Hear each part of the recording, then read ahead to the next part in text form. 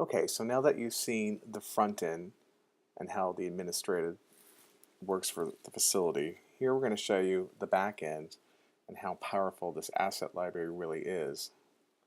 So you'll see the same information, login and password. You'll sign in there.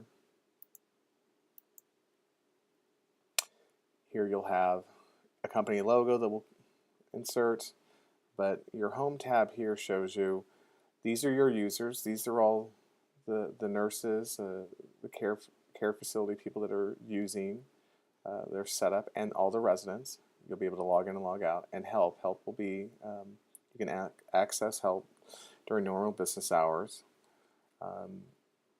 And you'll have your name and the timestamp sitting here. So this is what it looks like when you're under the user. Again, these are all of the employees at the facility that will be accessing various things. Now they won't be able to access each other's information, but just their own. So it will have employee, facility number, first, last name, username, all that fun stuff. Here you'll be able to add a new user.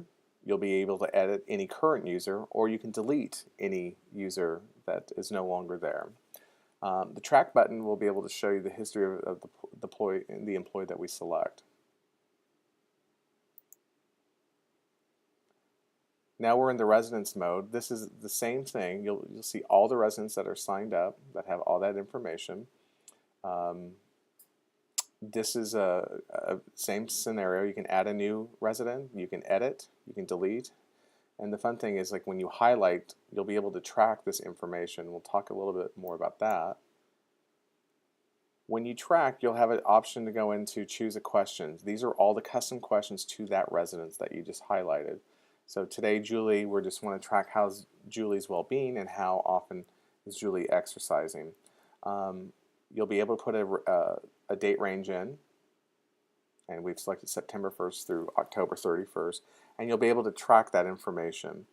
And then here you'll be populated with a graph. And you can kind of see, this is important, you'll see a trend, what's going on, which is important.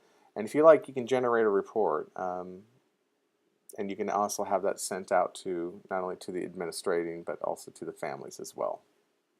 And that's how the back end of the asset library for bridgespring works. So it's a very powerful tool. Here is a resident fill-out form. We will set up a vendor portal for each resident. They'll come in and fill out all this information, the family information, all the emails. These are all the people who will want to be contacted. You'll also have the opportunity to add other family members if this is not enough information.